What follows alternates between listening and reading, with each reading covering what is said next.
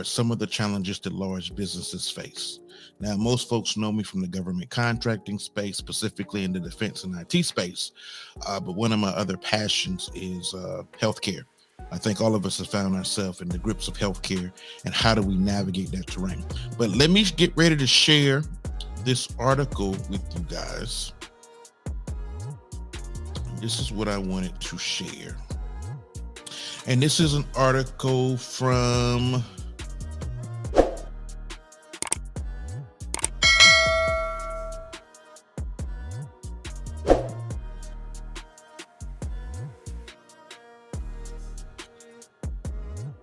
Hello, welcome to my channel. My name is Curtis A. Merriweather Jr. In 2020, I was named a game changer by the White House Policy Advisor for Innovation and Entrepreneurship. And today I want to serve as your virtual transformation strategist. Now, I recently defended my doctoral dissertation on EHR use, cognition, and clinical decision making. And I came across a very interesting article a couple days ago. Now, on this channel, I typically address a lot of challenges that entrepreneurs face. And the other half of what I do is I also help, that's new entrepreneurs, and I also help large businesses, and in this instance, healthcare organizations, get out their own way. So I help organizations overcome common business challenges around innovation management, around technology commercialization, around strategy. And I provide advisory support services to these organizations. It is not uncommon for larger businesses who really sometimes struggle with the innovation process. So I help large organizations get out their own way. We know it's a well-researched fact that a lot of your larger organizations have a difficult time innovating. So I help larger organizations get back into the ideation and innovation cycle by bringing cutting edge technologies to the surface. I'm uniquely qualified to do this because I have a bachelor's of science in computer engineering. I have a MBA from the Citadel. I have a master's in project management, and I just completed the requirements for a PhD in management. And my dissertation was looking at things like decision making within a social technical systems context. And that's a big fancy way for saying, how do we take the social dynamics and the technical dynamics, and how do we make them complement one another? So I'm looking at complementarity. So that's one of the things that I specialize, looking at cognition, distributed cognition, joint sense making. We're in a data-driven environment, so looking at a lot of your data properties like data completeness, data-driven use, data quality, and how do all of these factors come into place to drive decision making. Now, in this particular example, I'm looking at healthcare, but this can easily be applied to a whole bunch of domains, including military, healthcare, finance system. We live in a technology mediated society. And so technology has become the cornerstone of a lot of what we do. But is our technology complementing or hindering our performance or decision outcomes? So what I plan to do in this video, I'm going to share portions of my dissertation with you. But before I do that, I want to jump into an article that I found to be very interesting. But before I do that, I want you to like, I want you to share, and I want you to subscribe to this channel. This channel is multifaceted. We cover a variety of areas, and one of the areas we're going to spend more time covering are some of the challenges that large businesses face. Now, most folks know me from the government contracting space, specifically in the defense and IT space, but one of my other passions is healthcare. I think all of us have found ourselves in the grips of healthcare, and how do we navigate that terrain? But let me get ready to share this article with you guys. And this is what I wanted to share. And this is an article from, this article is from Becker's Hospital Review. And I just want to share it because this definitely coincides with the research work that I've been doing. So it says the VA says 4 deaths linked to its Oracle Cerner EHR system. Now, if you have not been following the news, electronic healthcare record adoptions have increased since the passage of the HITECH Act under the Obama administration, and hospitals were highly encouraged, almost mandated, to adopt these systems. This was not volitional, this was mandated. Now, the policy, if you look at the policy documents, it really favors large institutions. But EHR promised us a lot of benefits, including reduced cost, better decision making. If you know, historically, uh, misdiagnosis is the third leading cause of death in the United States. Now, if you look at some of the recent data, it's now fourth behind COVID, but historically, it's been the third leading cause of death, claiming uh, 250,000 lives a year behind cancer and heart disease. So I want to focus on this article briefly. It says the Department of Veteran Affairs confirmed that the Oracle Cerner EHR system caused 6 incidents of catastrophic harm, and 4 of those incidents led to the death of patients, the spokesman review reported on March 15th. It goes on to say in a Senate Veterans Affairs Committee hearing on March 15th, VA officials told senators that one of the patient deaths occurred in Spokane, Washington based Mann Grandstaff VA Medical Center, and that the other 3 deaths occurred in Central Ohio, where the new EHR system was launched in April. It goes on to say U.S. Senator Patty Murray, a Democrat from Washington, said the harm caused to patients by the new system was totally unacceptable. At the end of the day, what I care about is getting this right for our veterans, and I do not believe that more money is what is going to solve this problem, Ms. Murray said. Ms. Murray said the news could cause senators withhold funding for the project unless the issues are fixed. This comes after the VA EHR modernization sprint project team identified 4 patient safety issues with the Oracle Cerner EHR system. The Oracle Cerner EHR implementation has been ongoing since 2020 and has been plagued with outages and delays. There are currently 2 proposed bills aimed at scrapping the entire modernization program. And it has an editor's note. Becker's reached out to Oracle Cerner for comment and will update the story if one is provided. And this is an ongoing problem. What I just described here is not new. And why? Because we're seeing a social technical misalignment. The technology is supposed to complement how we do work. But what's often happening is the technology reorients in a negative fashion how work is being done. It's a known fact that there's often this misalignment between what the EHR system says and how actual clinical workflows are being performed. So one of the things I'm suggesting healthcare operations begin doing is an audit to make sure that the technology complements. Now, in this research dissertation I'm getting ready to present, in the next slide is a copy of a dissertation defense that I went through a few weeks ago, and you're going to hear this reoccurring theme. EHR use should be lowering cognitive load and should be enabling decision making. Because we could argue, we have an abundance of data. And in theory, the better data I have, it should be the better decision-making outcomes. And better data should lower my cognitive load, which is what my research states. However, and of course, lowered cognitive load should translate to improved decision-making outcomes.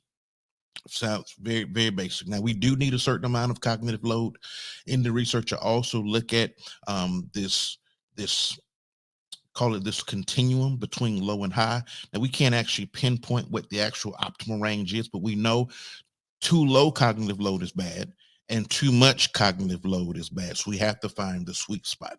Now, we were not able to identify the sweet spot in this particular study, but future studies may investigate what is the right amount of cognitive load. But I'm sure things like education, years of experience, specialty, all those things probably weigh in. But we had some pretty interesting findings, and so I'm gonna let you watch that presentation here in a moment. But the big takeaway here is EHR use is actually hurting our cognition, and it's also hurting decision-making outcomes. And I believe it's because of this social technical malalignment between what the systems were intended to do and how they're actually being used. But without further ado, I want to present to you my research, my dissertation research on this topic. If you have any questions, please feel free to drop me a note. I'll also leave my academic email address in the description box.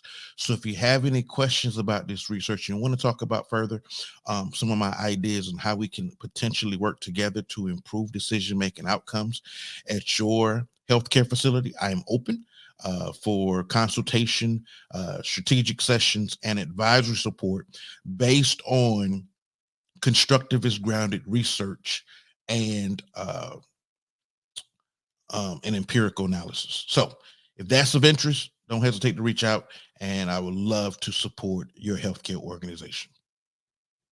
Now, let's jump into the dissertation defense. All right.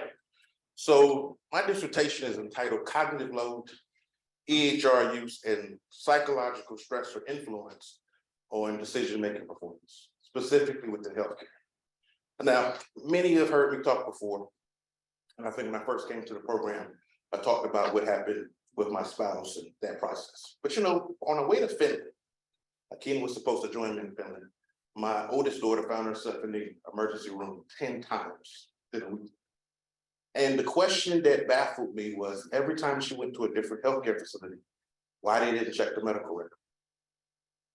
It was the last physician, Dr. Tomei, from the Medical University of South Carolina, who went back and looked at all of the previous notes from prior physicians and identified the problem. So if we have all of this power in the electronic health record, why isn't it being used? So that was the inquiry that brought me to Case Western. And I'm faced with constant reminders throughout this whole 4-year journey of the significance of this great research we're undertaking. So that leads us right into our problem of practice. Now, according to the National Coordinator for Health Information Technology, or Health IT. Now, you're going to hear me say this term, Health IT. Health IT is a broader system that we're specifically interested in the electronic health record, which is one of the many components of a broader health IT system. But Health IT system, or EHR system specifically, EHR, electronic health record, was to deal with the retrieval, sharing, and storage of health information, patient data, to aid in the communication and decision-making process. Now, these systems, they strive to reduce complexity and maximize care coordination. But this is the theory. Now, what's actually happening is the National Research Council laments that current EHRs do not, I repeat, do not provide cognitive care. They do not support with the cognitive task, and they actually impose a burden on the cognitive load of the users. So there was a study that was done in 2021 that I found to be very telling. EHR use, electronic health record use, while providing patient care has been equated to texting while driving.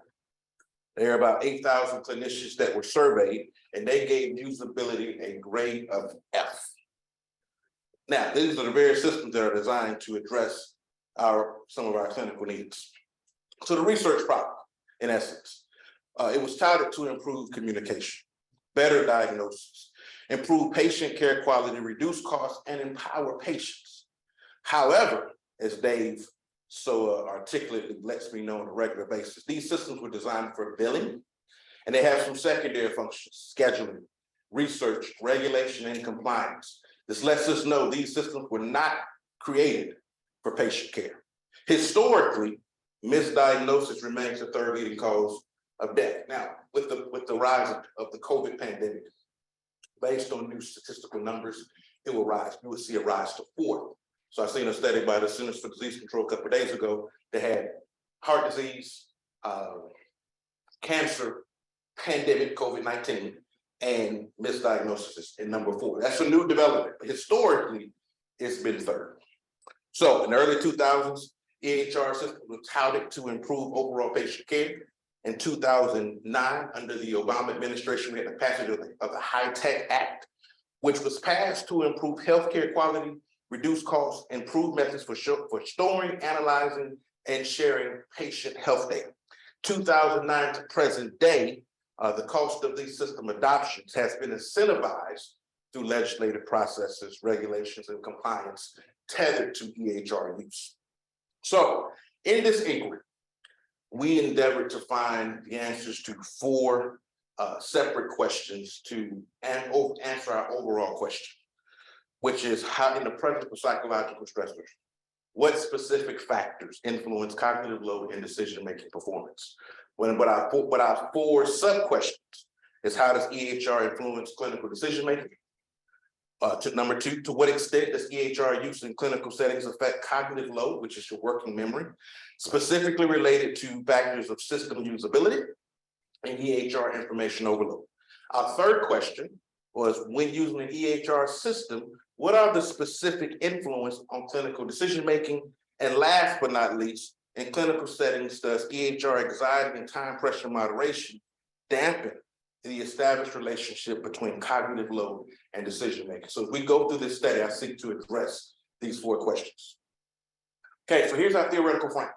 In research, we have to make sure we're using a constructivist grounded approach to make sure that our findings are backed by data. That's what we did in our first study, but here, this is a frame. So we have a social technical system. That's a big fancy way of saying I have some social components and some technological components. When I put them together, it creates a force multiplication effect. So our EHR system is, in fact, by definition, a technological social technical system. Within the social technical framework, we're looking at usability and patient data. Now, this model is called EHR data usability, but that's the patient data contained within the system. We have cognitive load. We're looking at how the physician's working memory is impacted by using these systems. And we're looking at joint sense making, because a lot of these decisions are not made in a vacuum, and that pushes out on the other end to some decision-making outcome. Okay, now research design, we chose a mixed methods design. You'll have a better understanding of what that means here shortly. But the overall design for addressing research questions embraces a mixed methods approach, and this is aligned to the research questions. The aim is to adopt a comprehensive and contextual description of concepts and capabilities surrounding clinical decision-making. It's really, we would call it our DV, our dependent variable, what we're trying to rectify. Third, the intent was to apply different theoretical and methodological approaches to the research. Now, we had a very broad research agenda to answer multiple questions related to cognitive load, EHR use, and its impact on clinical decision-making. Now, we're using what we call a sequential exploratory mixed method design, which is a qualitative inquiry followed by 3 quantitative studies. Now, normally you would see two quantitative studies or a total of 3 studies, but in our case, because of the fidelity of data, we added a 4th study, which is our 4th quantitative study. Now, here's a very high-level overview of the sequential exploratory method that we actually applied. That just kind of gives you a graphical depiction of what was happening here. Now, so in our qual approach, another graphical representation where you see the methods as well as the models and results. But I plan to go into these in brief detail and hopefully to provide some better context. So first thing we did was we did a qualitative inquiry. Now, when I came to Case Western, I did not have a background in healthcare at all. I'm a computer engineer by training, turned entrepreneur. So I knew a fairly decent amount about IT, did not know little to none about healthcare other than my own personal experience with it in serving as a caretaker. So in our qualitative inquiry, we're looking to understand how does EHR system influence clinical decision-making. Now, we used a constructivist grounded theory approach. We went upon open, axial, selective, and thematic coding. So we started out with a total of 425 codes. We went through our axial coding and did 325 codes, from selective 71, and then we reduced those further down to 63 and came with 4 primary themes. So we did 4 focus groups with 2 major hospitals. one in the Southeast, very large healthcare system, and then a hospital here that prides themselves on using EHR systems to their most optimal ability. So we had a total of 28 participants over 4 focus groups. We had about 7 participants per study. Now we took special note not to focus on the executives. We wanted to focus on the real users of the system. We wanted to figure out how clinical decision making is impacted. So we focused on 2 physicians, 2 nurses. Sometimes a nurse practitioner may have filled the space of either a physician or nurse. We had 2 informaticians, and we had a revenue generation professional, also known as someone from billing. We wanted to understand how this was actually impacting clinical decision making. When we did our study, we came up with 4 primary things, and I lumped one of them together. Cognitive load and macroergonomics were deemed problematic in decision making. This concept around interoperability. Being an IT guy, normally you think about interoperability talking about connectivity, but the thing that kept emerging from the research was this notion of semantic interoperability. So if I have 2 hospitals and I transfer that data, they could not reconcile those 2 data records to come up with great decisions. So oftentimes it ended up with redundancy of reports and testing that was already performed because they could not bridge the ambiguity gap. And then last but not least was interpersonal communications. So we had a few themes that came out of this one. Our first theme was cognitive load remains problematic due to the ever-growing amount of data and poor macroergonomics. Now, that's a big word. We're basically talking about the malalignment in EHR use between what's actually happening in the technology and how does it mirror what's actually happening in practice. So that malalignment impacts the decision making. Here's a whole quote, but I highlighted in red the part I really wanted to draw your attention to. So that's the whole quote in context.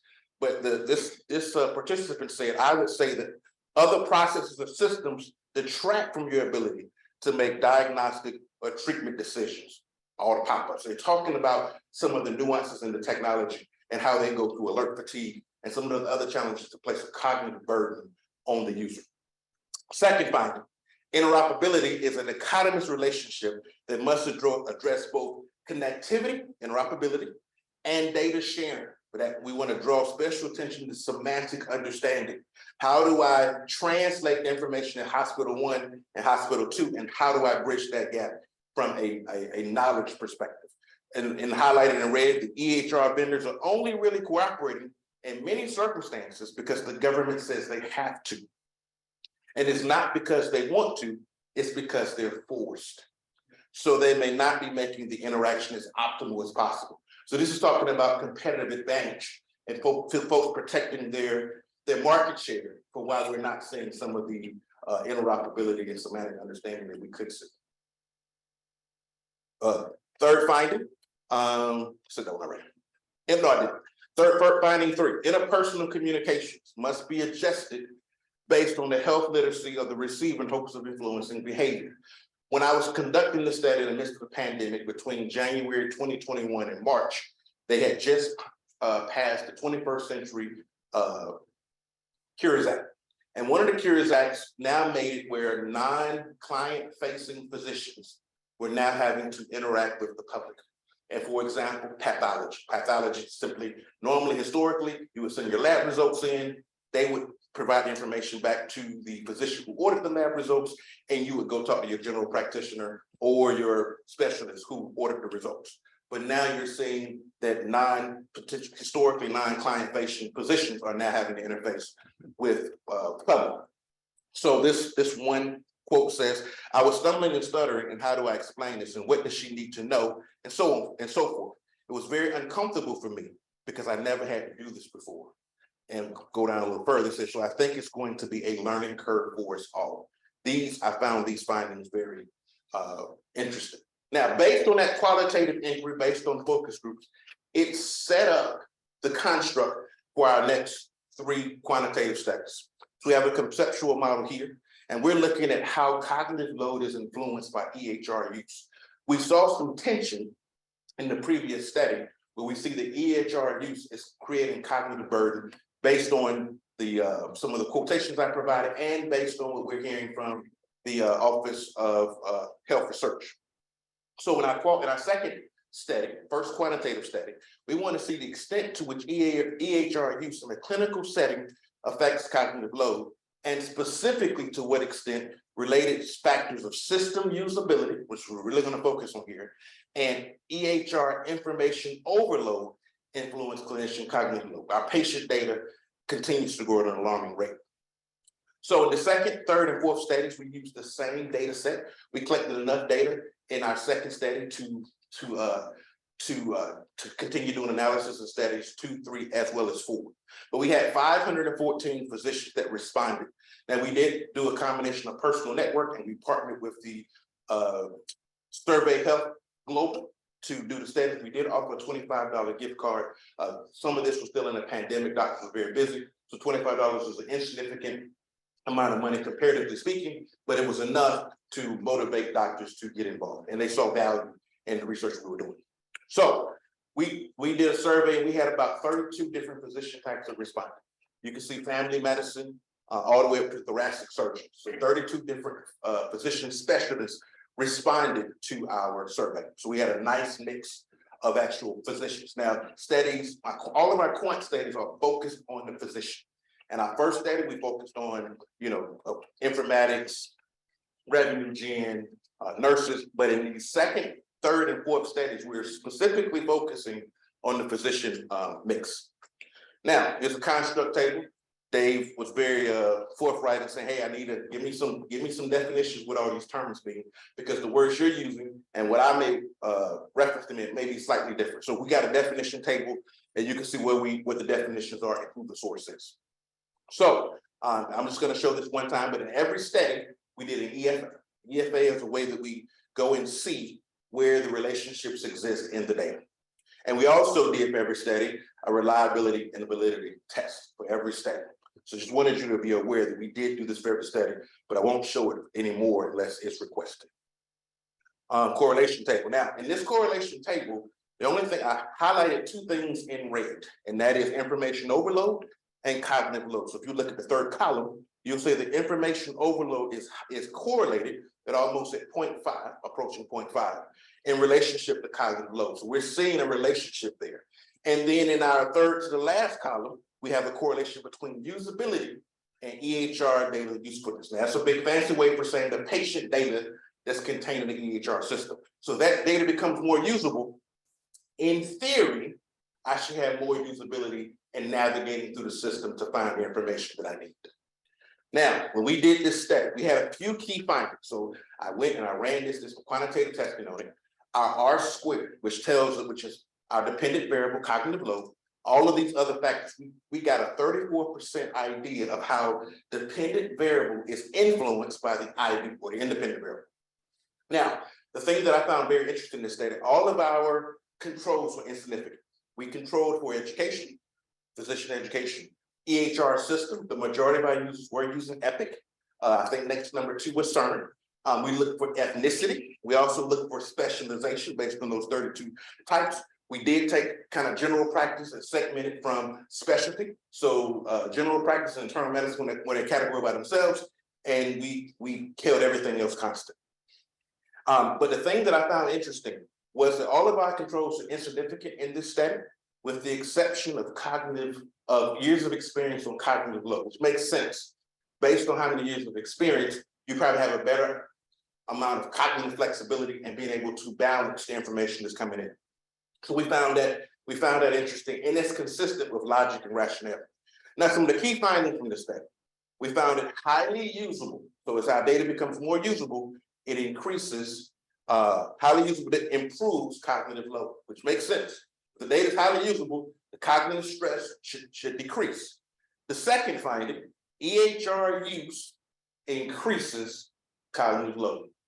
So no matter how strong my data is, because of the suboptimal use, poor design, macroergonomic considerations, we see that it still stresses cognitive load. It doesn't make sense. If I have highly usable data and I have a system that's supposed to be working, cognitive load should be going down, but in fact it increases.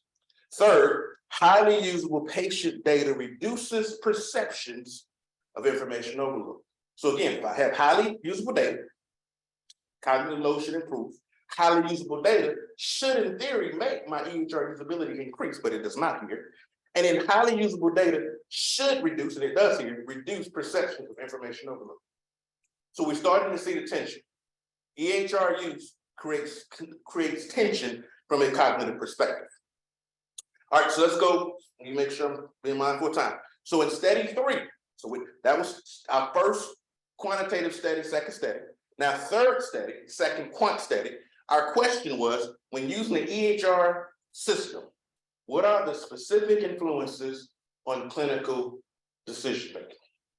So we're looking at metrics like usability. Of course, this is a big IV. It's all about what's in the system in terms of the data that the system has collected, the cognitive load of the physician, joint sense-making, because most of the decisions are not made in a vacuum, and then decision-making.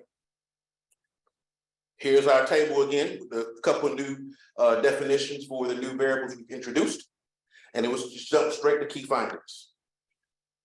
The big takeaways here were usable patient data improves decision-making. That makes sense.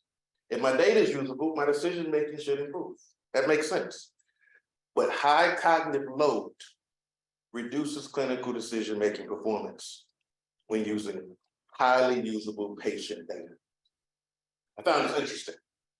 Because see, high cognitive load, you would think, would reduce decision-making, but not. Now, in my background, I'm just gonna say this briefly. One of the things we did, if you want to see it further, and when we open it up, I'll happily show it.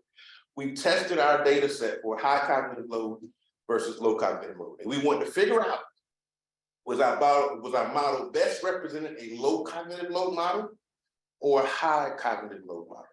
And we did the testing. We found out that our data set was dominated by high cognitive load data. And that's gonna bear some importance here.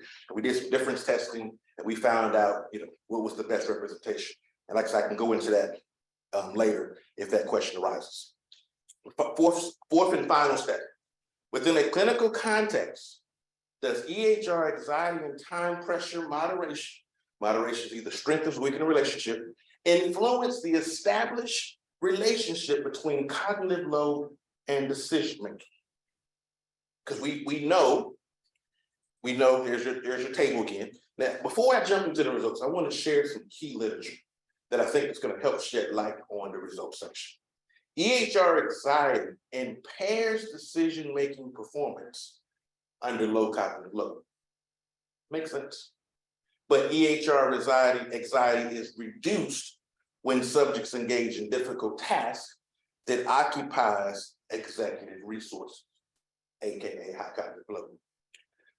Second point, physicians are more likely to engage in task-relevant processing which reduces physician cognitive load.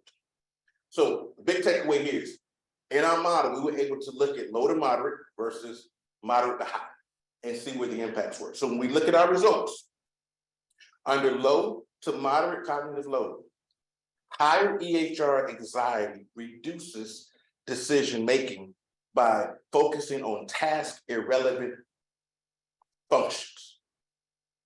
So EHR anxiety has more of an effect when I'm under low cognitive load.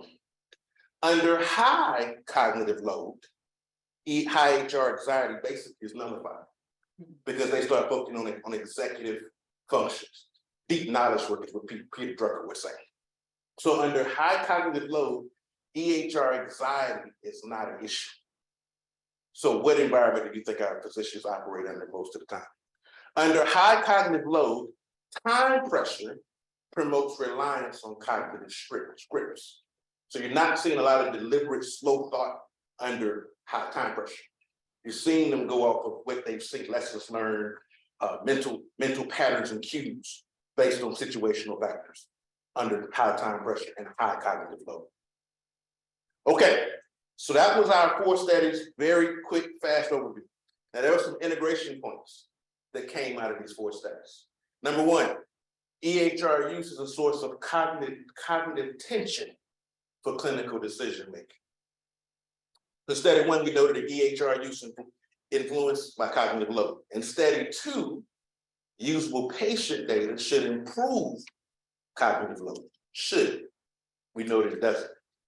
Improved EHR usability should improve cognitive load, and balanced cognitive load should improve clinical decision making. But we know the EHR use is not working towards the betterment of cognitive load balance. It actually overwhelms cognitive load in most cases. In study 3, I note that cognitive load directly influences clinical decision making. Therefore, studies 1, 2, and 3 collectively reveal that EHR use overwhelms cognitive load, threatening clinical decision making performance. Let's go to number 2, just being mindful of time.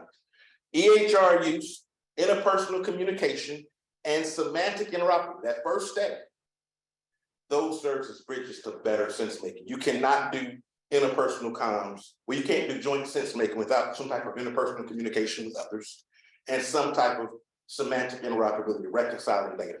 So in study 1, I noted the interpersonal communications and semantic interoperability influence negatively clinical decision making.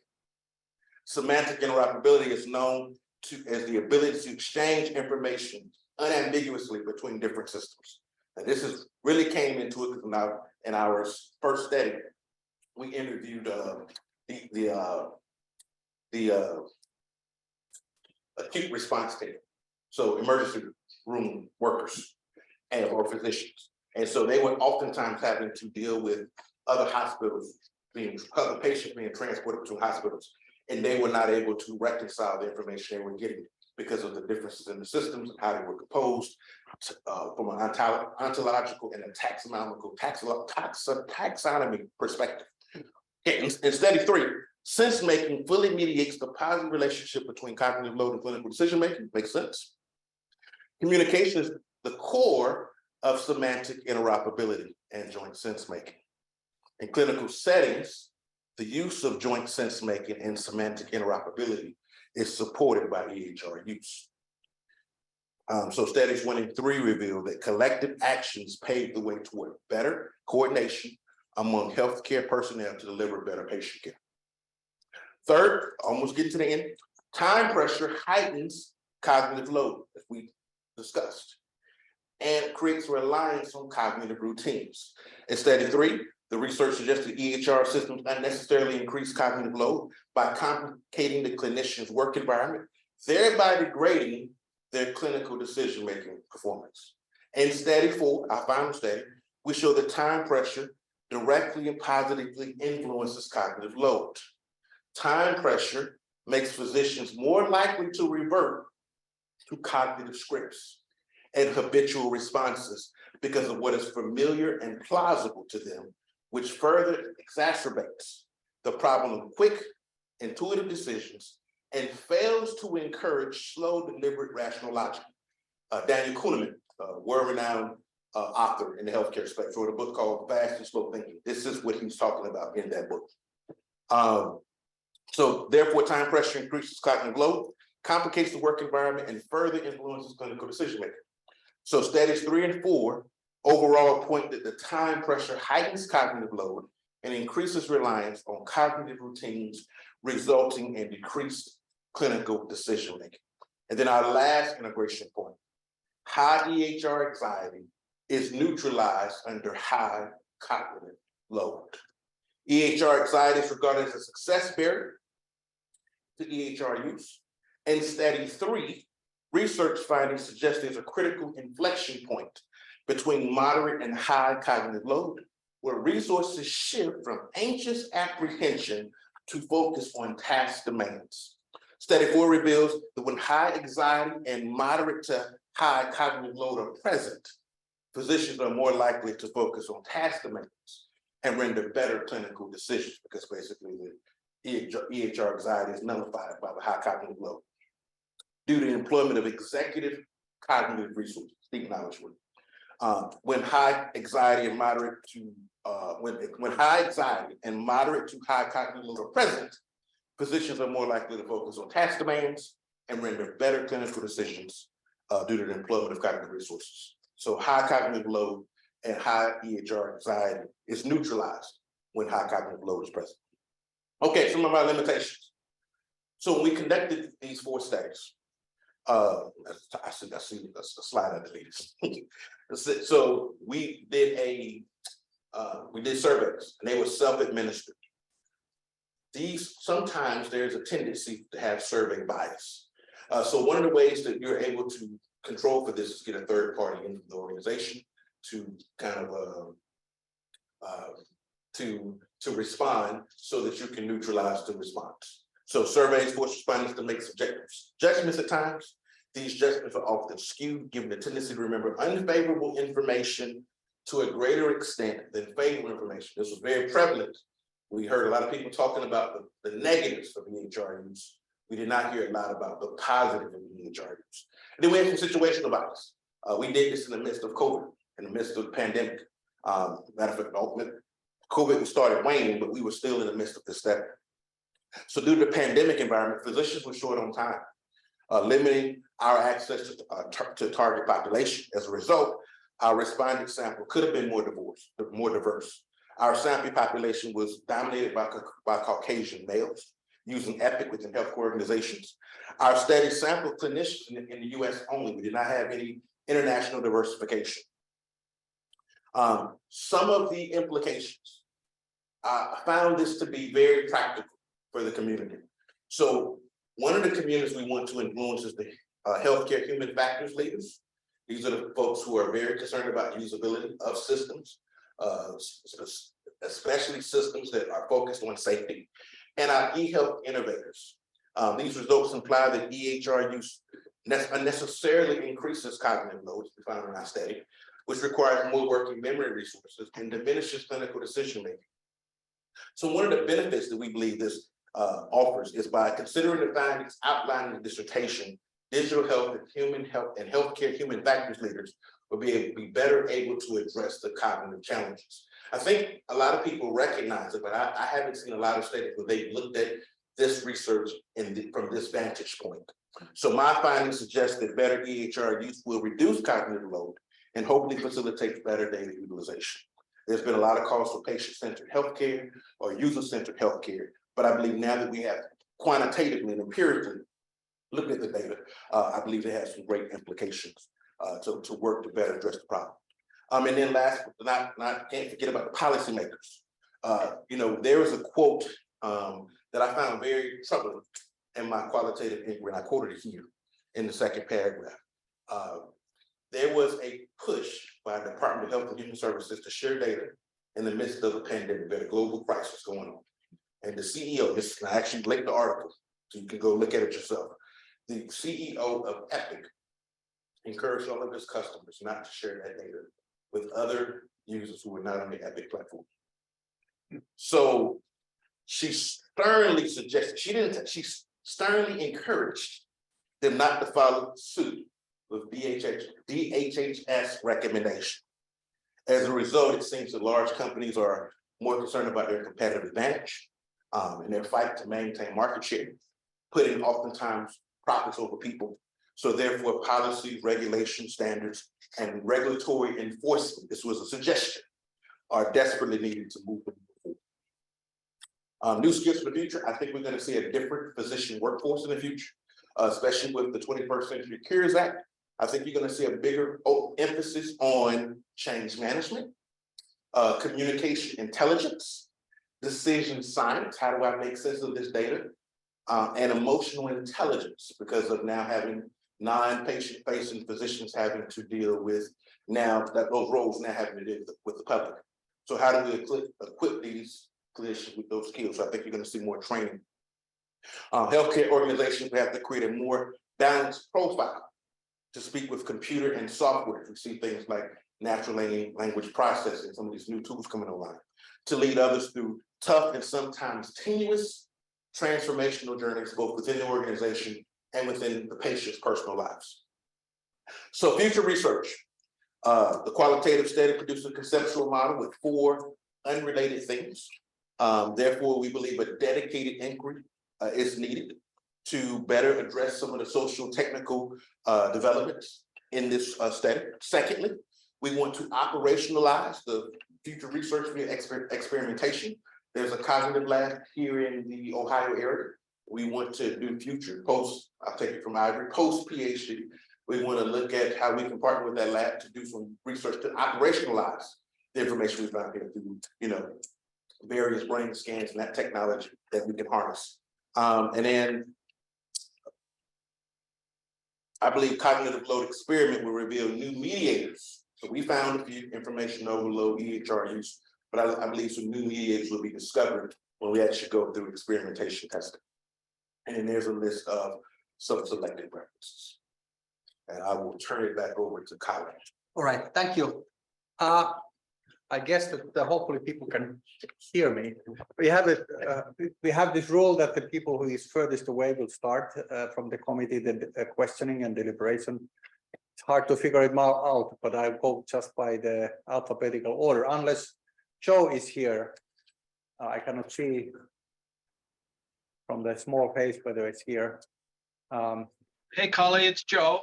Yes, I'm you here. can start them. Yes, just start. You have the stage first. Thanks, Collie. Hello, everyone. I apologize for my delay in getting here. I was Take it away. teaching my class that conflicted with this. And anyway, Curtis, I have a question for you. Let's suppose, as a practitioner, I want you to, take this research and then think about its implications for practice. And let's suppose that you were hired as a consultant by Epic, and they asked you that they wanted your insight on how to improve their systems. And so, given what you've learned on this journey, what would be your top 1 or 2 suggestions for them to improve the user experience or the outcomes that would come out of the use of their technology in practice? No, that's a great question, George. Thank you for asking. The first thing I would do is I would actually go in and I would do an assessment. I'm gonna use, there's one hospital, I don't know if I should call their name openly, I won't. There's one hospital who's done very good at customizing their system. A lot of hospitals, based on my understanding, are using a lot of these systems out of the box. So when let's just pick on Epic. If you decide to do an Epic instantiation, more often than not, Epic, number one, will not come in and actually do the installation. They're going to do third party. I think a lot of that is because of the liability implications. So you got third parties coming in that don't know the system, quite frankly, as well as the designer of the system. So the first thing that I would do, I would look at how well their workflows are being aligned with daily use in the system. Because I'm oftentimes seeing a misalignment between how the technology is implemented versus what they're actually doing in practice. Dave and I have a conversation, and one of those conversations was every time, if you map a workflow, in probably 10 out of 10 cases, the workflow slightly changed from how it was done before. So if you're using a EHR system that is not dynamic, and they're not, most of them are static, you already have a misalignment there because it's not aligning to user needs. So what I'm often seeing, especially within social technical systems, which is what an EHR system is, I'm oftentimes seeing where the technology, instead of the technology complementing usage, we're actually changing our patterns to compensate the technology. So I would look and actually probably do a Lean Six Sigma event to figure out where we can reduce waste in the process and look for ways to reduce and create efficiencies in the process. Number one. Number two, I would look at how we can align those efficiencies with the EHR system. And then number three, I would encourage the healthcare organization to make some investments based on a prioritized listing of where it can cost benefit to outline how we can actually realize those benefits. And actually now try to work to make sure that the healthcare organization is building custom features. Most of the time, these hospitals have software developers and system administrators and informatics on staff. And a lot of times there's a disconnect between clinical use and what the tech team is doing. So creating a better synergy between actual operationalizing that information with the technology to create a synergistic force multiplication effect. And those things, based on my limited experience, those things are not happening today.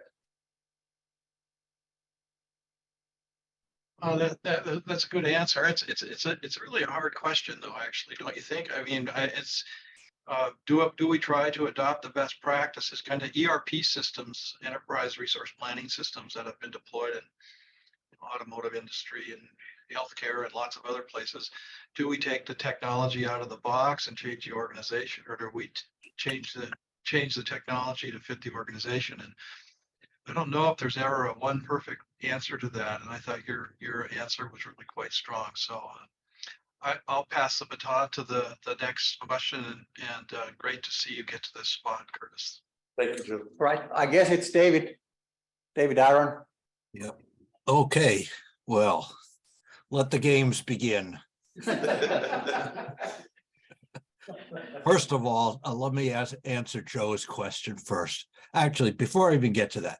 So I came at Curtis with a real bias. It has nothing to do with Curtis. It has everything to do with the project. Okay. And the reason I have a real bias is because I have lived it for most of my medical career.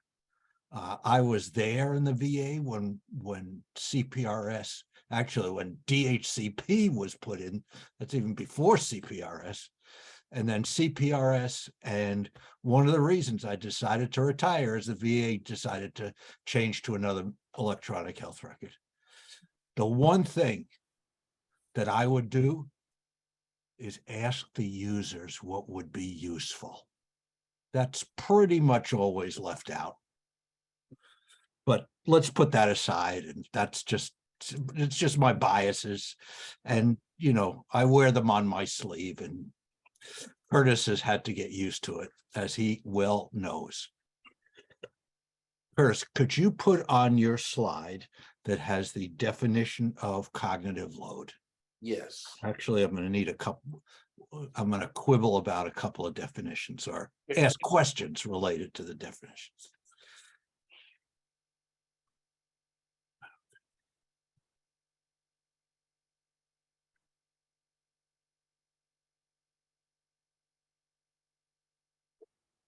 Great. Uh-oh. It went back to the old slide.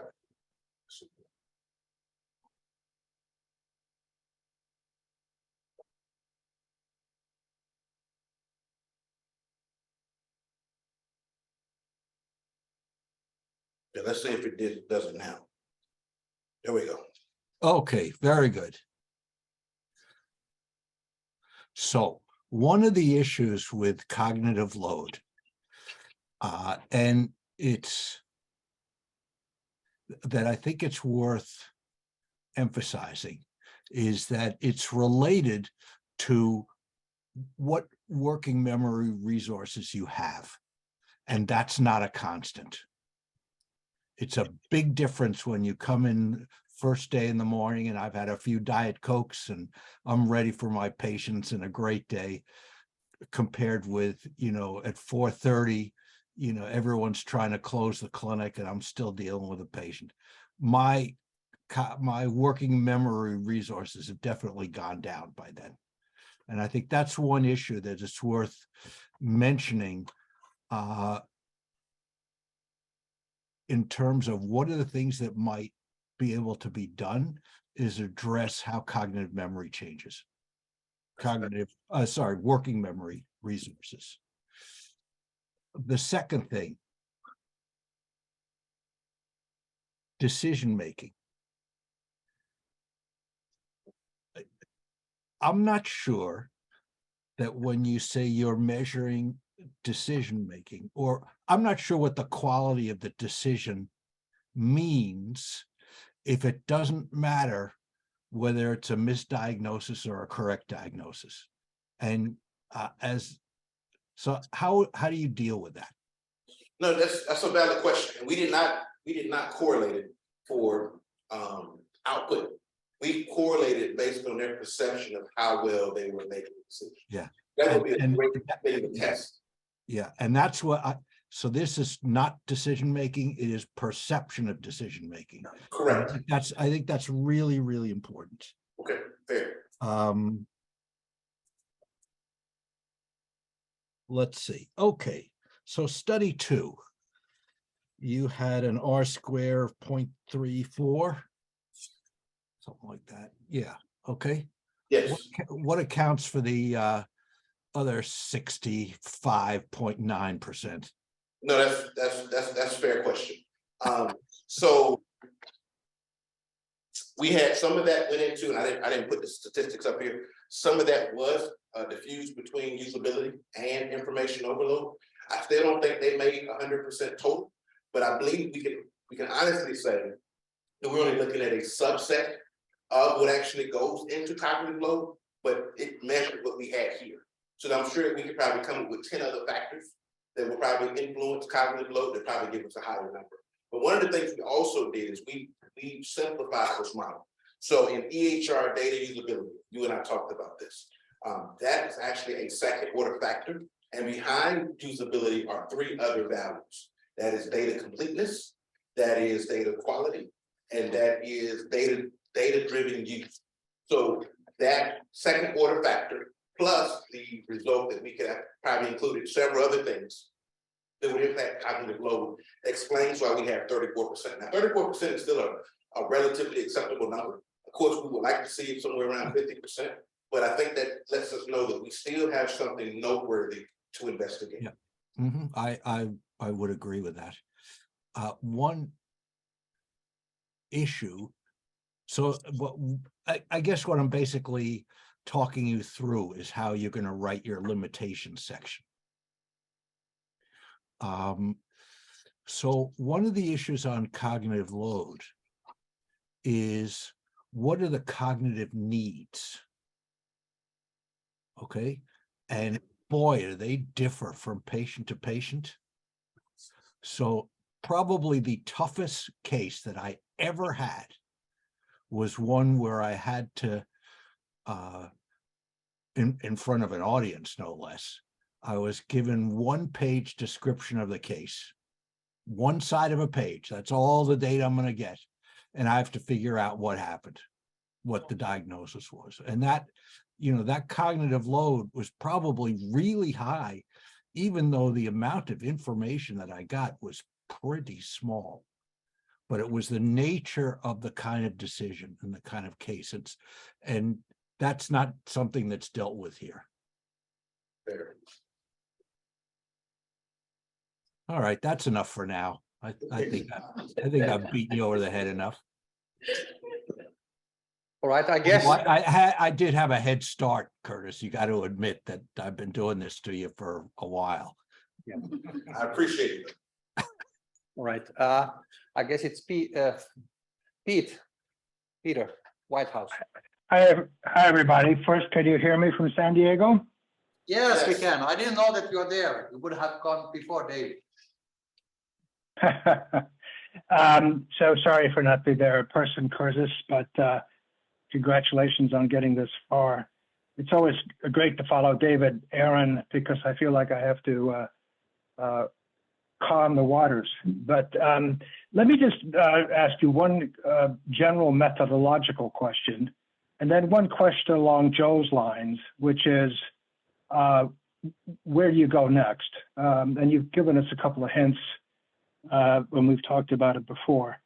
Let me just be clear about the sequential work, because you had the focus groups in the qual, then you had 3 waves of quant, but were they the same 514 physicians only for each of those 3 waves? So essentially we're taking the same data set and just resampling the data set. Is that correct?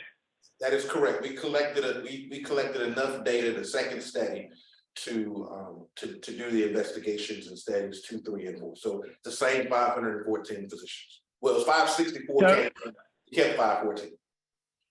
So in some sense, it was sequential in your mind, but not sequential waves of new studies, basically, or new survey. Correct. Okay, let me just come back to the qual, because the general tenor of my questions here is, who did you interview? What were these people like? For example, they were, to a certain extent, at least in the quant, your network, and then you got the help of the survey company. But let's go to the qual. You had in those groups a range of people. I enjoyed reading the person who was quite sophisticated in terms of their undergraduate major with regards to computers and seem to have an easier time of it. And that sets up this whole issue of you've got 28 people who might be widely divergent and perhaps not representative of the general population that we're trying to help in the hospital-based care. But that, you know, to a certain extent, you just have to go with what's practical, particularly when you're trying to get your PhD finished. Let me ask you this question. One of your survey questions asked the clinicians in the group, and this relates to diagnosis, because one measure of decision making is, can the physician come up with a diagnosis? Does the EHR help it or not? And you asked them, did you ever have a circumstance where you felt that there were constraints placed on you by the EHR that would prevent you from making an optimal diagnosis? I think I'm paraphrasing accurately. If I'm not, let me know. And you had in that group not only clinicians, but one administrative person who might have a very different idea about what an optimal diagnosis is. So just take us into that question, because it's at the heart of that one question in your survey is at the heart of what you're trying to do, which is to figure out how you can make optimal diagnoses, and EHR helps that and doesn't hinder it. So what did you learn from that question specifically? That's a great question. Now, one of the things that we did do in the study, so like when we asked a question about diagnosis, the folks who were not doing diagnosis didn't respond. But they might have responded from the standpoint of, once the insurance claim is made, this is what they've done. So the reason why we chose the group, because we recognize that although physicians do a lot of the heavy lifting when it comes to diagnosis, treatments, and interventions, there's some other ancillary items that are needed. So that's why we chose the group that we chose. And typically those teams move in somewhat together in clusters. So informatics is definitely normally the IT folks. So I wanted to get an idea of the collective experience. Now, let's kind of go back. When I came to cases and decided I was going to study healthcare, I didn't have a healthcare background. So a lot of the things that I discovered was probably, it was new to me, but it was not new to the community. So this actually was a fact-finding mission for me. But one of the things that came out of that question, when I asked the physicians and the nurses, and let's just say the physicians and maybe at times there was a nurse practitioner, the thing that the question that was resounding with, the answer that was resounding, was that oftentimes the EHR got in the way. I think there's a quote I quoted where she said, you know, I'm trying to, maybe I can find it. She says, I'm trying to make a diagnosis, and it keeps giving me pop-ups about a zooster. I don't even know if I said the word right, vaccine. And she talked about how it hinders her process and it hijacks her decision sequence at times, because she's got her mind on doing one thing and then the system doing what it does with the routines and some of the algorithms in the background. It's looking at other things and how that sometimes gets her off focusing on the main thing. So the EHR sometimes makes the main thing not the main thing. Did I answer your question? Yes, I think so. I mean, one of the other aspects of that is the idea that electronic health records started with billing, and that some of the definition of optimal diagnosis varies between what's optimal for reimbursement and what's optimal for the patient. But I think you've already addressed that. Let me move on to what I think is really the important lesson from your work, which is, how do we improve this? I mean, I would agree with Dave. I'm a physician as well. It is absolutely amazing how you techies, I won't label you that, Curtis, manage to have this idea that they think they know what people need when they develop information systems. And doctors are notorious for being hard to train, hard to change their behavior. So I mean, if we had to go back to the beginning, clearly, as I saw university hospitals put their system into place, it would have involved more end user engagement. But we're here where we are. So I have a couple of seed questions, which all fit into this, okay, how are we going to improve the situation where we are now? One is, and I asked you this in our last session, you did survey physicians only in your quant, and I'm not being critical of that again, but we have this, vast health education campus. We have this interprofessional training. So maybe you could think for a minute about how you would take health professionals early in their career and create learning experiences that would help them be guided into this process. Now, this is a changing target because many of these youngsters may be more tech savvy than the generation of physicians we were trying to transform. But first question about improvement is, how do you use interprofessional education as a vehicle? The second one is, and you and I have talked about this before, and you had it in your last slide, or one of your last slides, you have a laboratory at Cleveland State. It does seem to me that some of the work that could go on would not be surveys, would not be focus groups. It would actually be observing and modifying the environment. I mean, for example, pop-ups. But I'm not going to, getting rid of pop-ups at the wrong moment particularly. But here's where I'm going to go. Case Western has a rich computational environment around visualization.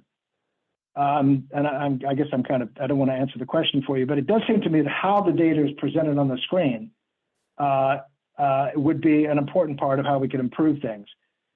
Because, for example, physicians can track things like blood sugar. Now I'm in David's category, but not necessarily on the same chart put in medication, the medications the patient were on. So if I'm not careful, I'm just going to answer the question for you completely. So I better stop now. So anyway, how do we improve the system? How do you use your CSU data? How do we use our interprofessional learning environment to do that, Curtis? Thank you.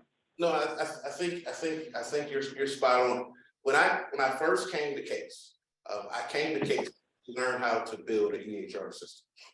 Now, I've abandoned that pursuit, by the way. But when I first came to Case, I saw how dysfunctional the systems were, and I thought it was just a technology problem. And what I realized through this inquiry is that it's way more deeper than a technology problem. I think visualization is one, but I also think it has to be tailored to the physician. And I think what we're seeing a lot of, and I'll take the techie badge. I think a lot of it is we're seeing a lot of standardization in the EHR system, and it's not broken out adequately enough based on specialty. The things that Dave are concerned about as an endocrinologist would be differently than things you would be concerned about as a neuroscientist. They're different. But I think we're seeing a lot of cookie cutter approaches. And they're better than having nothing. I do recognize that. But what you're going to be concerned about and what Dave is going to be concerned about are going to be vastly different. But I do believe that both have stated it. There has not been enough user engagement. There was some great work that's being done by people like Eric Reese with the Lean Startup methodology. And I only bring it up because it's focused on these short sprints designed to get engagement from the user. And I think if you go back and you look at when systems like Epic and Cerner were developed, they were developed more using incremental or spiral approaches where they would basically go and do a whole system build and throw it out there and then get feedback. But I think now that we're seeing more of this agile methodology, I think it's ripe for innovation to get more of the user community involved. Now, not to beat Epic and Cerner up completely, I have discovered that they do have physicians on staff. However, the physician engagement doesn't seem to be adequate enough to better address the needs of the physicians. But I do believe you're 100% spot on. In my implications, I also talked about this collaboration between people like HIMSS, these trade organizations that are concerned about health information management, academia, as well as the user community. That engagement has to happen to create something that's going to be more usable.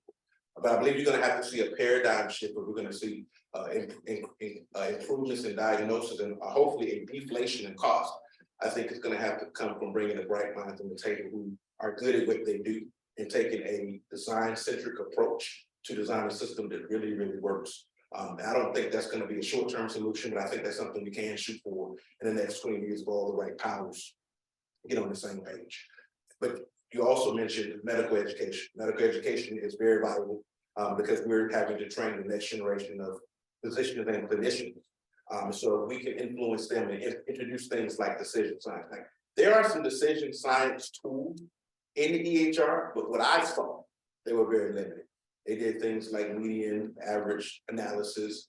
They did some basic statistics, but I think for the things, the real power that data science brings to the table, I think we're going to see more of that come to the forefront in the years to go ahead, because big data is really revolutionizing many industries, and I believe healthcare is one that is ripe for transformation as well.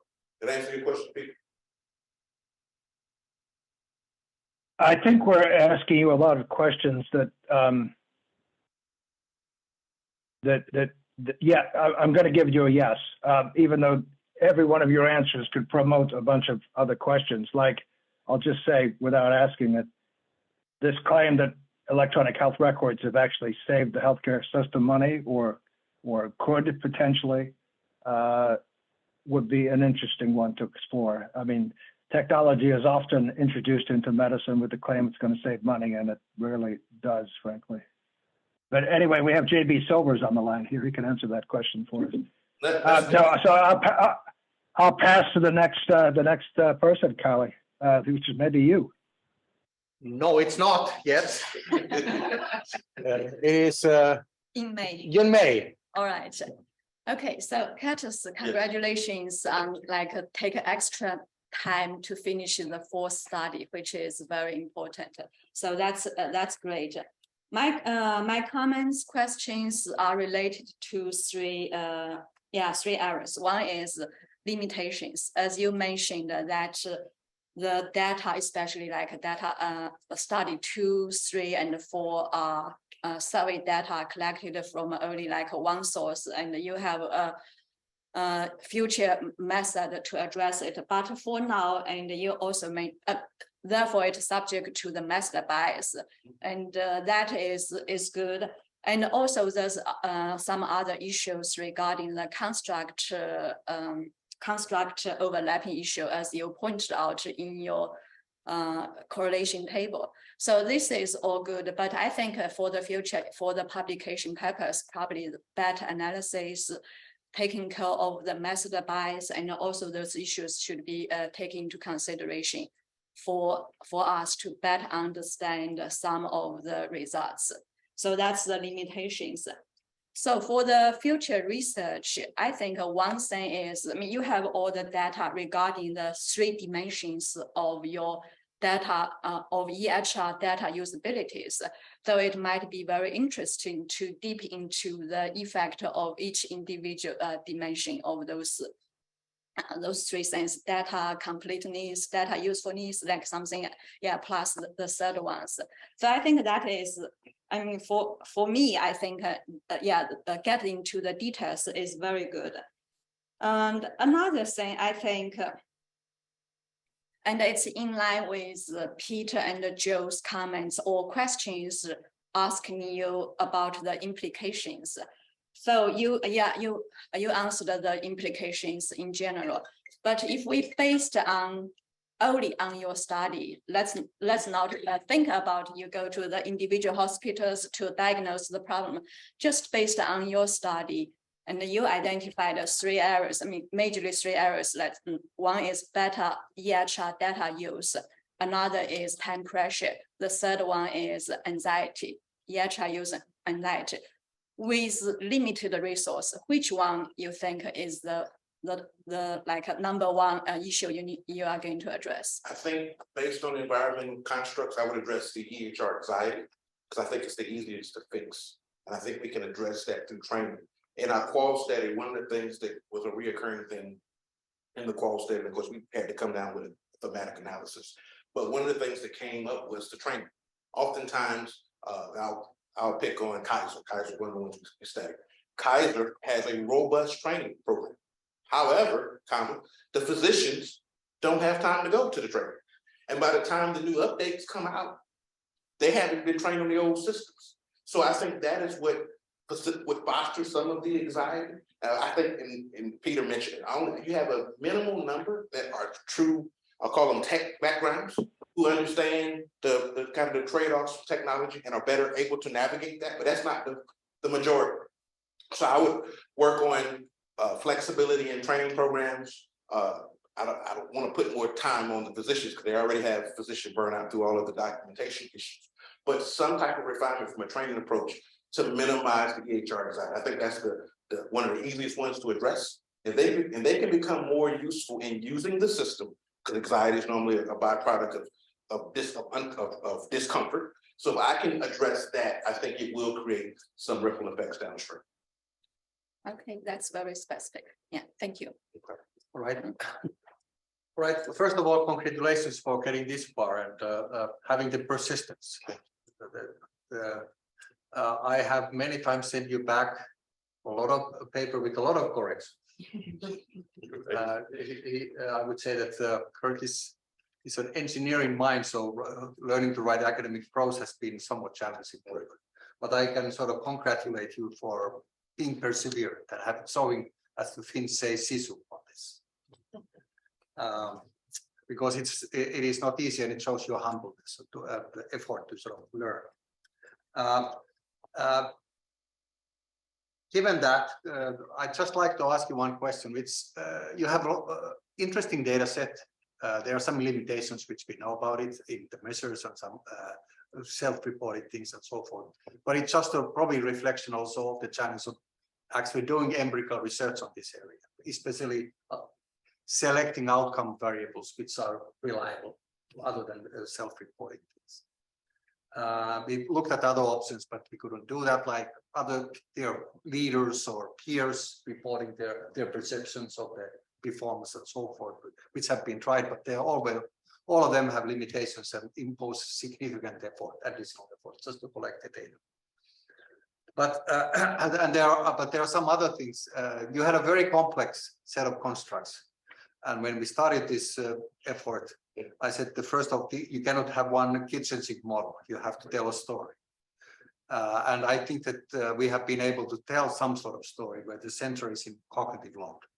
I think that's the sort of where the whole story basically hinges, because it sort of connects these models, and it is the sort of key construct which is used to explain as a mediator or as a sort of necessary element towards clinical decision making. Data doesn't translate by itself to better decisions. There has to be human brain in between. And one way of sort of capturing that is the idea of cognitive load. That was the sort of idea and the logic how we sort of work on this. But if you look at the results, and I'd like you to show back the sort of especially the second study, the first quantitative study. Because there are two things which I think I'd like you to comment.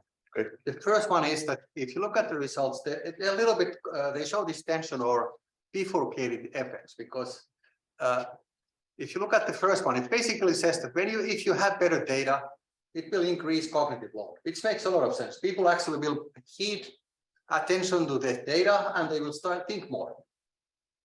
That's what it tells you. And that's not necessary, that's actually a good thing, probably. And it's also shown specifically by the fact that actually the effect of information load goes down, overload goes down. So they ignore the other things. So there seem to be these two effects which are in it by themselves positive. But then if you look at the other path, which is through the usability, if you have high usable systems, you reduce the load. So there's a sort of balancing effect. But in most cases, the systems are really difficult to use. So that you get this sort of situation where in principle this data might be good and they need attention to it, but the cognitive load becomes too high because they're so hard to use. That's the sort of my understanding what the key story out of this is. And of course it has certain effects on how to sort of think about it. The impact on the impact of the use of these systems on cognitive load. But that's the first point. The second point is, which I think you didn't point out clearly, is that cognitive load as such is not bad. Right. It's necessary. It's necessary. But the question is that what is the level of cognitive load under which you can actually like to have the best possible outcome? And that's of course in the next study. So the key part of this system is probably to keep the cognitive load in a certain range. which I think you should probably try to characterize more. And we don't know what that range is. Right. And it probably varies between situations, as David pointed out, and it probably varies between even patients and times. But there's a certain variance in which it needs to be. That's my first comment. The second comment relates to the second one, the effect model. We run these tests, and I know that there were some aspects, but the key point is that when this one is that if the cognitive load becomes too high, then the performance deteriorates. And it's probably also if the cognitive load is too low, it's just that you're not paying attention, you don't really process it, you're doing automatic decision making. It's also deteriorates. So again, what is the band in which what is the best effect? And we try to model that with trying to show that it's curve linear. Right, and I have that. I'd like you to sort of discuss a little bit about that and think about it. And then we did this studies of high versus low cognitive. So any comments on that? Because I think it is important. You should probably clarify this a little bit more in your story. Okay, here's the cognitive load study that we did.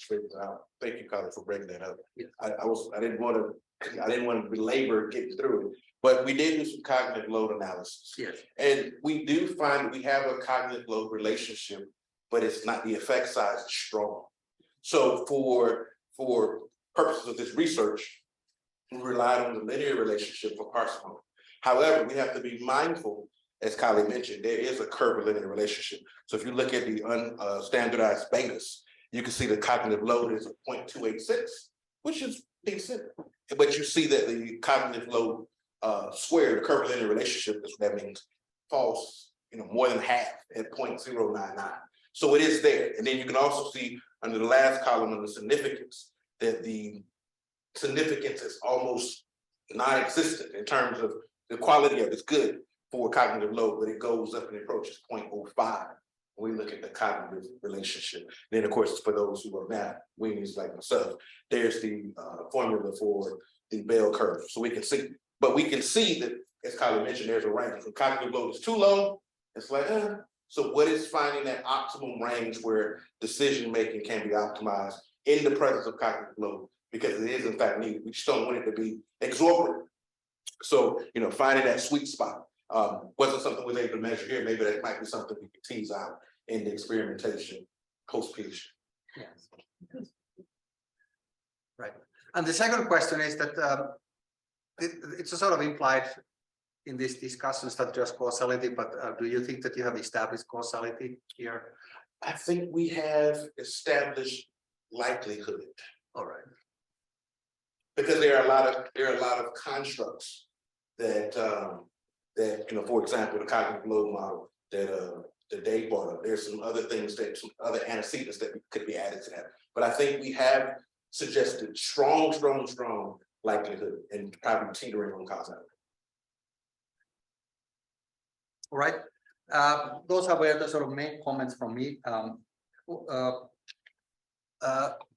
there any additional comments from the other committee members? I know that you are capable of discussing probably endlessly about this topic, but any additional points you want to raise at this stage?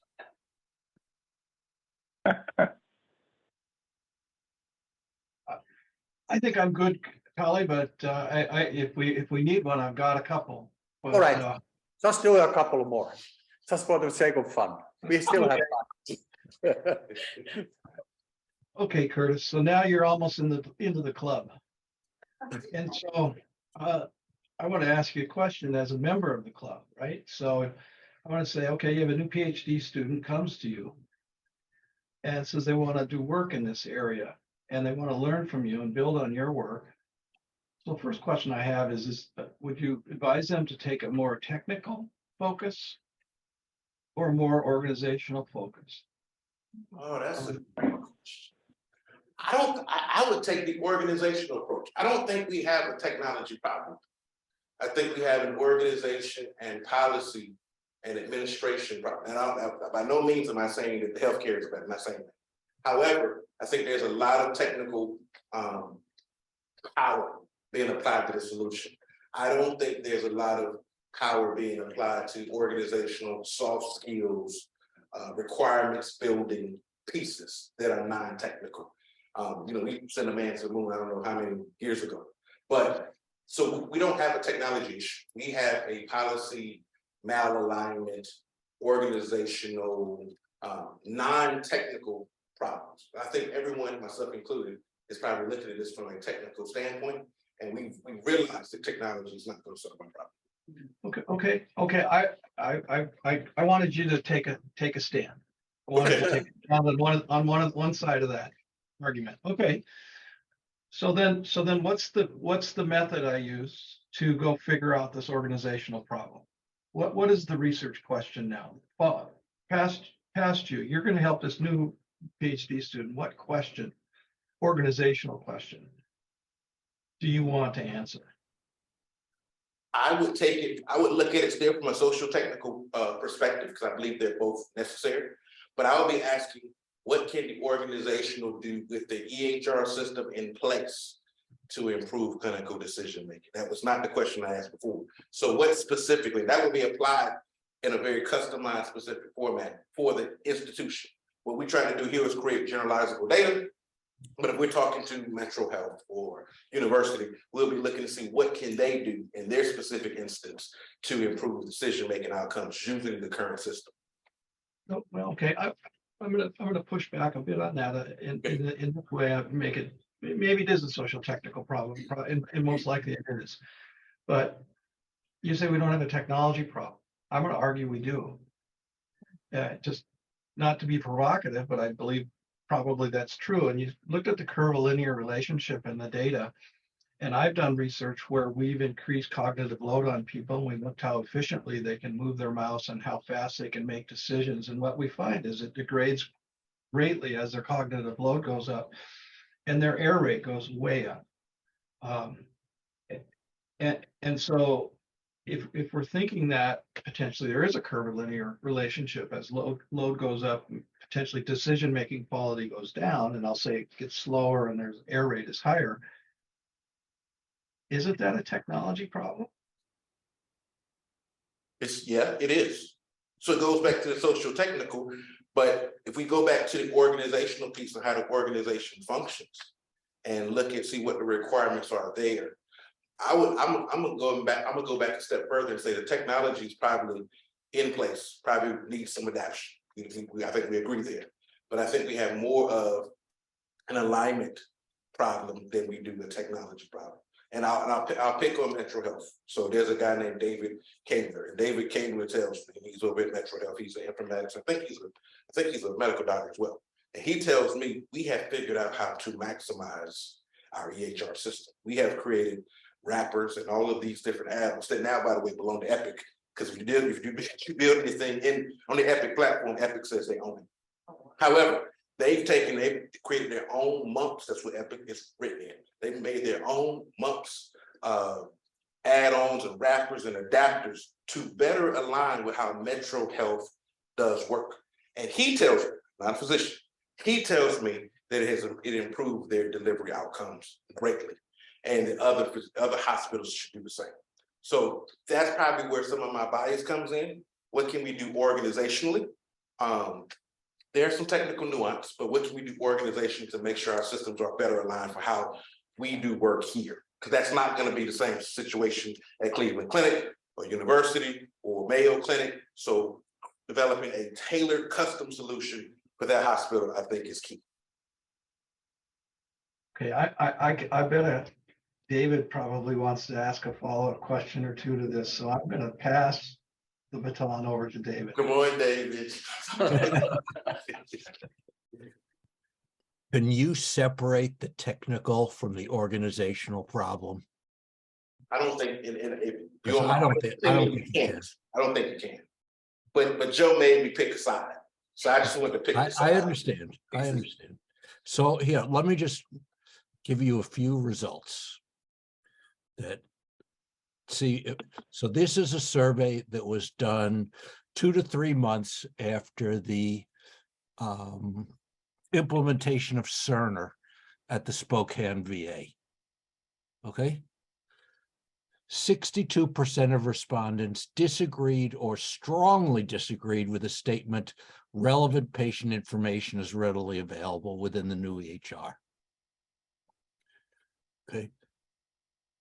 53% of respondents disagreed or strongly disagreed with the statement, I am able to share patient information within the new EHR without difficulty. 65% disagreed with the statement, I'm able to navigate the different applications without difficulty, and 55% disagreed with, I am able to document patient care without difficulty. Now, the question I'm asking, is that a technical problem or a technological problem, or is that an organizational problem? Those are definitely technical problems that need some human factor polishing. Yes, those technical problems. So it's interesting because the Office of the Inspector General came down on it. It's a training deficiency problem. That's not, I disagree with them.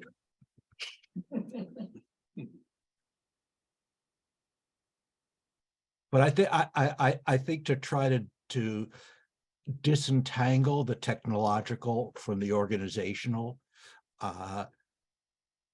will get you a very suboptimal result.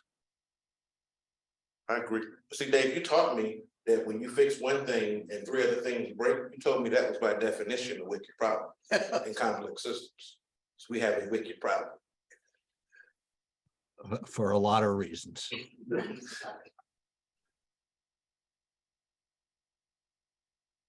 All right, John May or Pete, do you have any additional questions? Any other comments? Any comments or questions from the floor audience? A tangential question. That's fine. On healthcare issues. I was clinic, I left clinic because I didn't see eye to eye with them and ended up at Metro. But underlying all of this is Epic.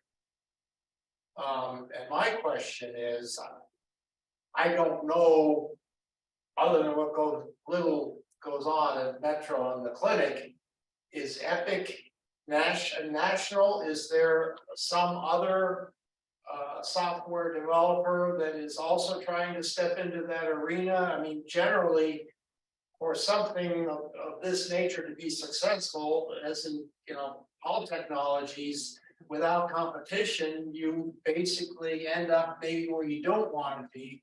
Whereas if you do have competition, you essentially end up with a better product. All I'm battling about is, does Epic have any competition? Yes, there's about 25 major EHR vendors. Okay.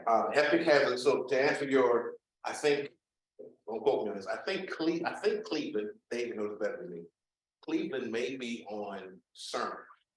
Epic, Metro Health is on Epic. One of the problems, not the only problem, one of the problems is Epic is only, Epic has a piece of software called Epic Everywhere, I think is what it's called. And that allows them to transmit the record between other Epic hospitals. If you're not an Epic hospital, good luck. Okay. Wow. I know there's a clinic and Metro do have a problem communicating. Right. Yeah, and they both use Epic. They are They both both, Epic. they both use Yeah, it. different epics don't always communicate. And to be fair, my understanding is that Cleveland Clinic is partially owns parts of the Epic, or it's one of the shareholders. That's well-known fact. And they were one of the first users of Epic. Yes, Akil. As an aspirant coming into the healthcare, like these systems, so I'm currently we are thinking about how artificial intelligence is coming into the play, because like in the last 3 years, like more than 400 smart and AI devices has been approved by FDA, and like a lot of conversations on data integration and ownership of data from the patient point of view and rules on that. So I have two questionish thing that is still forming in my head. So one is like, do you think like healthcare AI can provide enough user experience based on like this, what we are seeing in other sectors other than healthcare, like an engineer question.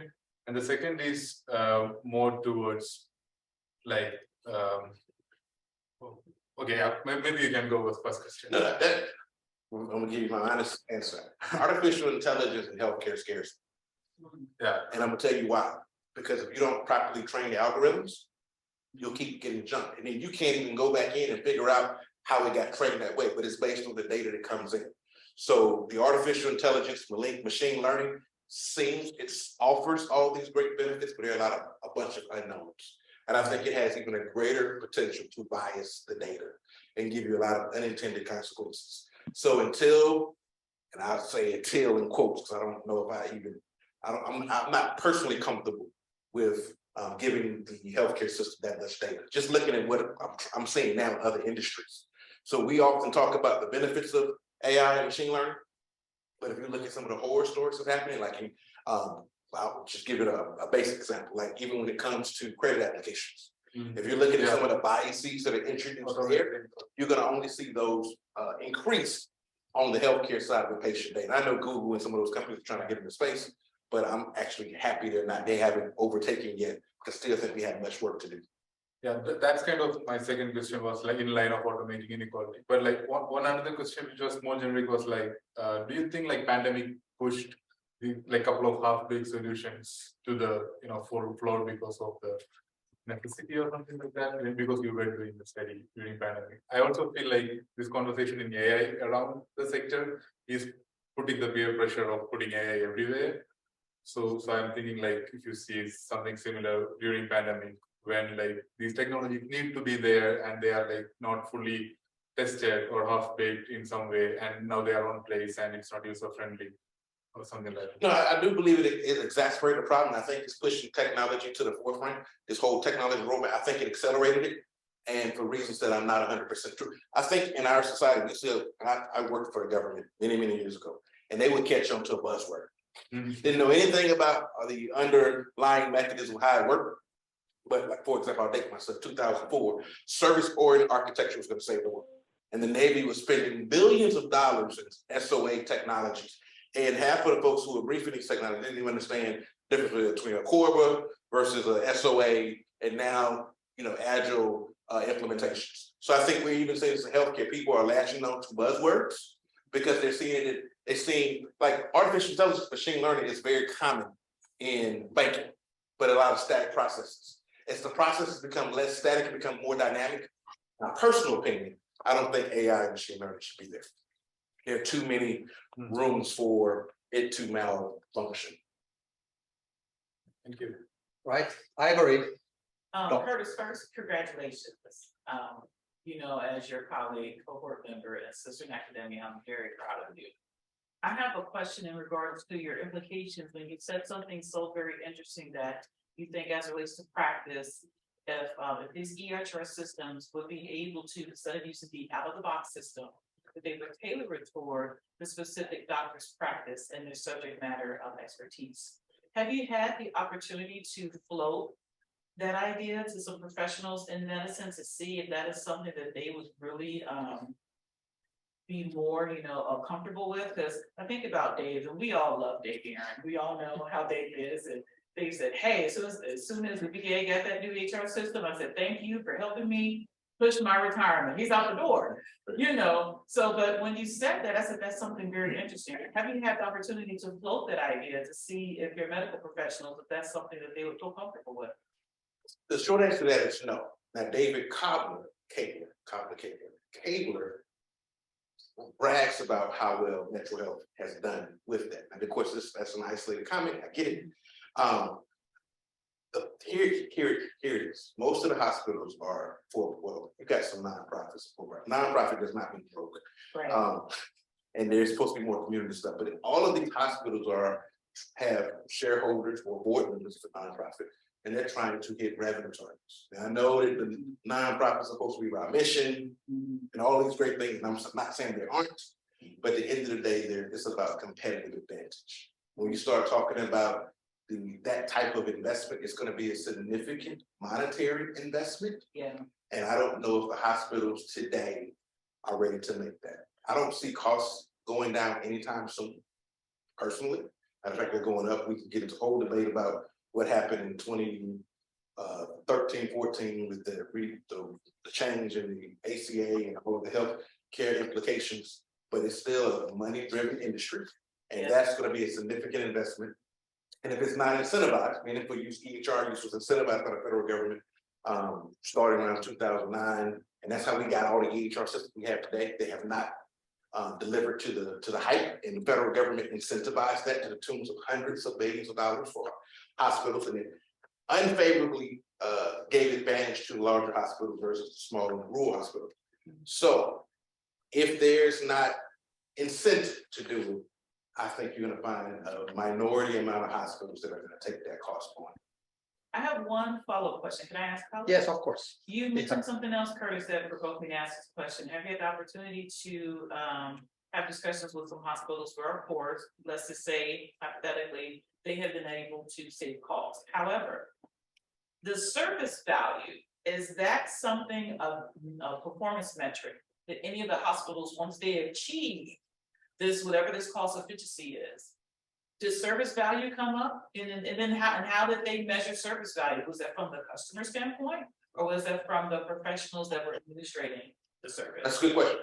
Yes, that question comes up. A lot of the hospitals call them a different name. A lot of them have innovation leaders, patient care, so they're measuring it. But is it really driving the strategy from a revenue? Again, it goes back to dollars and cents.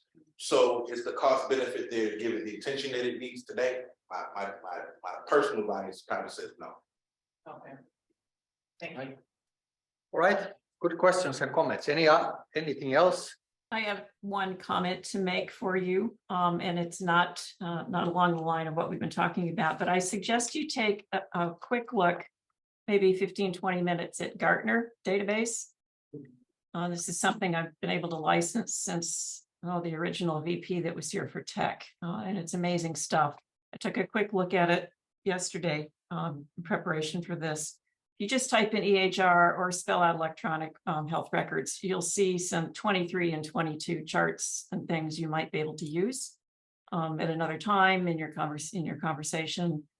In your final paper, if you add a little preface or a conclusion to talk the larger points of the industry and what Gartner thinks is happening there.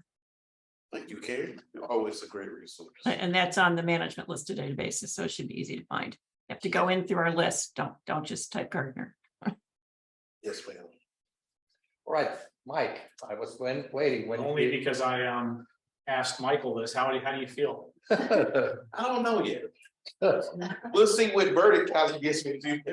But I do have a question. It's sort of along the lines of all the other questions that were asked. Maybe taking it up a level. There's this idea of natural science and social science, and it could be the same way of thinking about it as, is this a technical problem or a people problem? So I wonder, is there a social science, and maybe this is along the lines of what Joe was asking, a social science method that could be used to investigate further what you've been studying? And the reason why I think about that is, we've all grown up in the world of social media and cell phones, and we can all remember when we didn't use these. They replaced something else. We found time to use them. We figured out how to use them in our lives. And yet, for some reason, EHR, which has been around longer, right? I mean, Epic started in 1979, right? It's almost 50 years old, still hasn't figured out how to become part of the clinicians' lives, not just doctors and nurses. So I wonder if it's a social science problem and not a natural science problem. I think might be on something there. So, health records go back to the 1800s. Yeah. They're not new at all. Yeah. So I think that's an interesting inquiry post PhD. The VA is one of the hospitals who actually invented a very patient-centric EHR. So they are probably one of the exceptions to the rules when it comes to EHR use. A lot of EHRs are built for billing purposes. A lot of these other add-ons were after the fact, whereas the VA system was actually designed for the actual physician. It's very physician user-centric. So that's number one.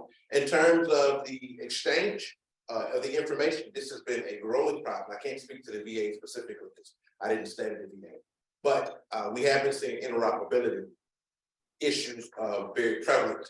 even when there is exchange, in my first study, I talked about this whole notion of semantic interoperability. Even when there is ability to exchange because of how one system is formatted versus the other system is formatted, and what those components in the system, how they're structured, it doesn't alleviate ambiguity in the system. So if you can exchange the record, are you going to be able to make? Are you going to be able to reconcile the record? Is of importance. And then I think you talked about patient health advocacy. I will always recommend a lawyer to mitigate. If you're not able to mitigate yourself, I mean, your final comment about policy, I recognize the role of government. However, when the government instantiates policy, if it's not well thought out, people will do what's required of the policy and nothing more. And oftentimes, the people who write policy are not well versed in the technology and all of the other auxiliary things that need to be addressed. And so oftentimes you'll find it's a band-aid solution and not really addressing the real crux of the issue. Thanks a lot. I think that we are pretty much approaching the time.